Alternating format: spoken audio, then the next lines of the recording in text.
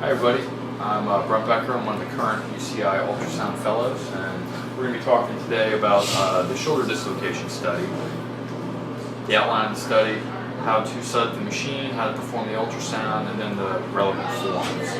So the point of this study, we're looking at acute shoulder dislocation and the utility of ultrasound in diagnosing acute shoulder dislocation. So hopefully we'll be able to calculate the sensitivity and the specificity. So we're going to include any adult patient over the age of 18 or greater that presents with some shoulder injury in which acute shoulder dislocation is on the differential. So you guys will be scanning kind of the tracking board and determining who might be eligible to enroll in this study. If you find a potential enrollee, you will talk to the resident or talk to the attending, verify that they're considering acute shoulder dislocation. Then you will approach the patient, consent them with this consent form, have them sign it, and then you will go ahead and perform the ultrasound. So this is the page that you will have them fill out.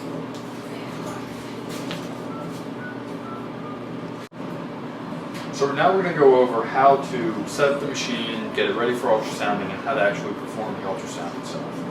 So when you approach the machine, it's generally going to look like this.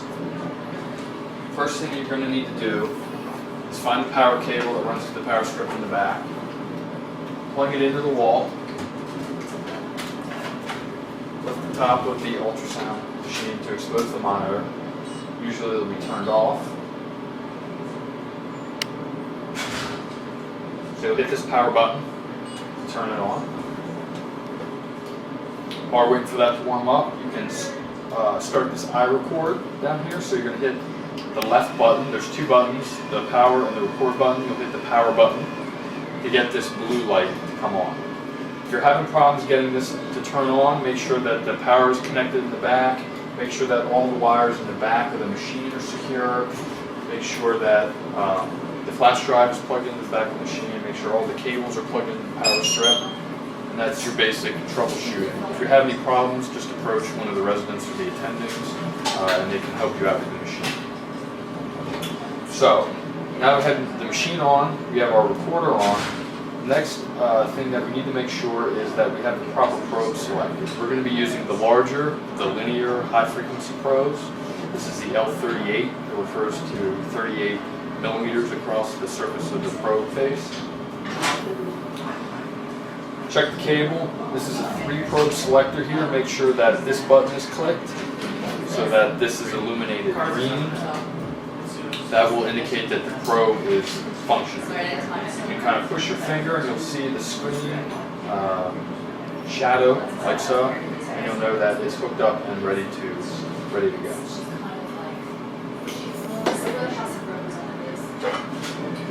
Get some gel, but before that, what we need to do is enter the patient information into the machine. So you're going to come over and hit this patient button here, and that's going to get you into the form to input your patient information. So the first thing you're going to put in is the patient's medical record number,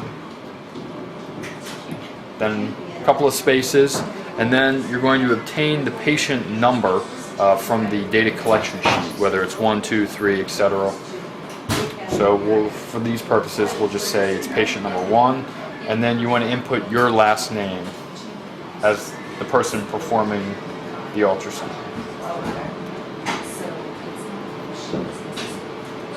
Once you're done, you can hit this hotkey for done, hit OK.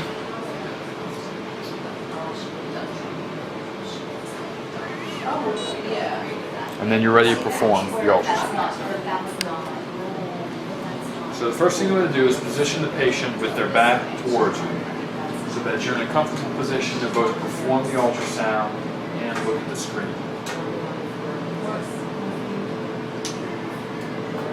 You're going to cover your transducer with plenty of gel. First thing that you're going to do is you're going to start by taking note of the probe marker. This probe marker, this little raised section on the probe, is always going to be off to your left as you're approaching the patient from the posterior. So I have my marker on the far side of the probe, my left side. You're going to apply the probe to the lateral aspect of the arm, and what you're going to do is locate the humerus, or the upper arm bone. So you're going to adjust the depth with one of these two buttons here.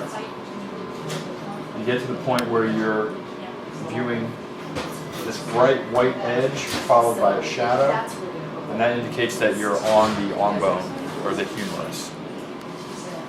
Once you're there, you're going to move the probe up along the humerus, keeping the arm bone within the view of the monitor. And then once you get to up about the top, you're going to slide around. And what you're looking for is a nice, crisp humeral head here, followed by an adjacent bright white structure they're referred to as the glenoid or the glenoid fossa. And that's the bony segment that articulates with the humerus to form the shoulder joint. What you want to do is keep the probe perpendicular or parallel with the ground at all times, and this will give you the appropriate view. Really, I mean, and that's kind of, that's So we can see that this probe is parallel to the ground. We're getting a nice view of the humeral head here, and then the glenoid here on the left. So once you get this view, what I want you to do is push this record button down on the eye record. And it was green, and now we see that it's flashing red. That means that it's recording. And then once it's recording, what I want you to do is just kind of scan through the shoulder joint, up and down, just to make sure that you're getting some ideal views of the shoulder joint. Then once you're done doing that, hit the power button on the eye record, and that will pause the eye record. And you can see that it's now alternating, flashing green and red. And that means that it's paused. So while it's paused, what you want to do is get a nice clean view of the shoulder joint, and then you hit this freeze button on the ultrasound machine. And then you can just put the probe down because your image is frozen on the screen. Okay? Your eye record's still paused, and now what we're going to do is we're going to drop calipers. So you're going to hit this caliper button on the machine, and what we're going to be doing is dropping a tangent to both the humeral head and the glenoid. Hit select to lock in your endpoint,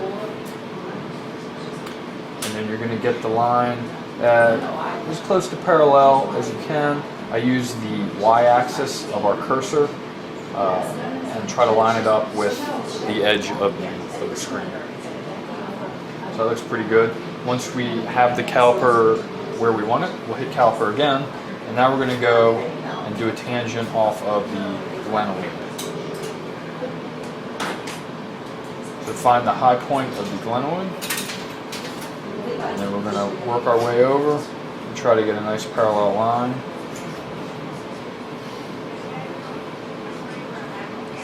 Select and lock that in, and then finally we're going to hit caliper a third time, and what we're going to do is measure the distance between our two previously placed line segments. And so this gives us a step-off distance of 0.58 centimeters.